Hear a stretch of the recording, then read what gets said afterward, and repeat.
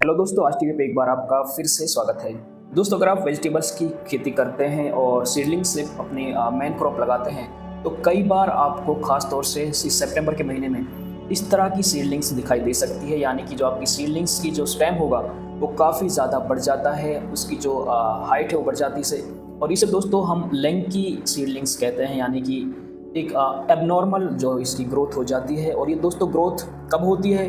ख़ास तौर से जो सितंबर का महीना होता है और जो कुकुरबिटेसी की क्रॉप्स होती हैं, जैसे कि कुकुम्बर आमतौर पर फार्मर सिस्टम लगाते हैं, तो यहाँ पर ये समस्या ज़्यादा देखने को मिलती है। मैं आपको आगे एक स्लाइड में दिखाने की कोशिश करूँगा। तो ये आपके सामने टोमेटो की सीडलिंग्स है। ये क्यों लैंकी होती है, मैं एक बार वो आपको बताना चाहता हूँ कि आप देख सकते हैं कि सीडलिंग्स लैंकी होने के साथ साथ थोड़ी सी बैंड भी हो रही है। इस तरह से इसकी मूवमेंट है। अगर हम इस प्लांट की बात करें तो इस तरह से मूव हो रहा है।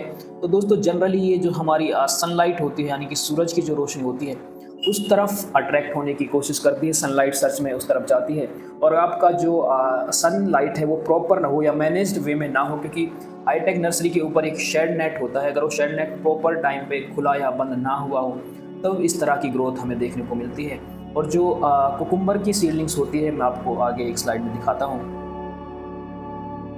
आप यहाँ पर देख सकते हैं कि ये कुकुम्बर की सीडलिंग है और ये कोकोपिट बेस मीडिया जो होता है, जिसे हम सॉइल लेस मीडिया कहते हैं, इसमें जो कोकोपिट हमारा मेन कंपोनेंट होता है, इसी में ये सीडलिंग्स तैयार की गई है। आप इसकी जो हाइट देखेंगे या फिर जो लेंथ देखेंगे, ये इसका जो वेजिटेटिव पार्ट है यानी कि लीव्स हैं, और ये सारा का सारा इसका स्टेम है और इसका जो प्रपोर्शन है ये काफ़ी ज़्यादा होता है।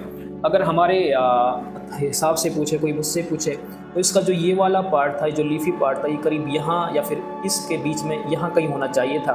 तो इसका स्टेम और इसका जो लीफ है, इसका जो रेशियो होता है ये प्रॉपर होता है और फिर ये इसको स्टैंड कर पाता, एक तरह से इसको रोके रखता।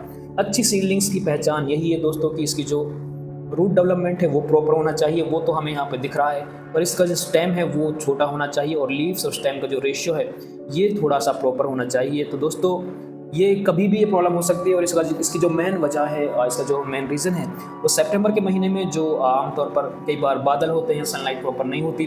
और एक वजह इसकी और भी है दोस्तों, अगर हम इसको एबनॉर्मल न्यूट्रिएंट्स दें या फिर पानी बहुत ज़्यादा दें, हमारा वाटर मैनेजमेंट प्रॉपर ना हो, तब इस तरह की ग्रोथ हमें देखने को मिलती है सितंबर के महीने में। क्योंकि रिलेटिव ह्यूमिडिटी हमारे स्ट्रक्चर में काफ़ी ज़्यादा होती है, तो हमें RH को मेंटेन करना पड़ता है और तभी इसको हम प्रॉपर रोक सकते हैं। और इसको हमें इनिशियल डेज में ही इस तरह की प्रॉब्लम से खुद को और अपनी सीडलिंग्स को बचाना पड़ता है। नहीं तो अगर आप 2 या 3 दिन आपसे मिस हुआ या कभी ऐसा हुआ कि बीच में कोई हॉलीडेज है, अगर आप किसी टाइम बाउंड प्रोसेस में काम करते हैं, तो वहाँ पर ये प्रॉब्लम हो सकती है। अब अगर ये प्रॉब्लम हो जाए तब क्या करें दोस्तों? अगर किसी किसान को इस तरह की प्रॉब्लम फेस हुई है तो हम, क्योंकि इस वाले पॉइंट तक आपका ये कंडीशन आ चुकी है, अब इसके आगे आप कैसे करें, सीडलिंग्स को कैसे ट्रांसप्लांट करते हैं? हम सॉइल में सीडलिंग्स का इतना हिस्सा ही दबाते हैं या मिट्टी में दबाते हैं और बाकी का ये स्टेम हमारा ऊपर रहता है। पर क्योंकि इसका जो स्टेम है काफ़ी ज़्यादा है, तो जैसे ही आप इसको अपने बेड के ऊपर लगाएंगे, इसको आप ट्रांसप्लांट करेंगे, तो अगले दिन आपकी सीडलिंग्स आपको कुछ इस तरह की पोजीशन में मिलेगी और हो सकता है आपकी सीडलिंग्स में जो मॉर्टेलिटी है वो काफ़ी ज़्यादा बढ़ जाए। इस मॉर्टेलिटी को आप कैसे रोकें या कम करें? 100% तो शायद ये कंट्रोल ना हो। तो इसके लिए आप क्या करेंगे दोस्तों, समझने की आप कोशिश करें। जैसे कि आपका ये बेड है, बेड को आप एक तो प्रॉपर ट्रीट करें फंजीसाइड से, क्योंकि यहाँ पर जो मैं स्टेप आपको बताने जा रहा हूँ, वहाँ फंगस का अटैक काफ़ी ज़्यादा बढ़ सकता है। ख़ासतौर से जो फिजेरियम विल्ट होता है, आप इसको रोक सकते हैं।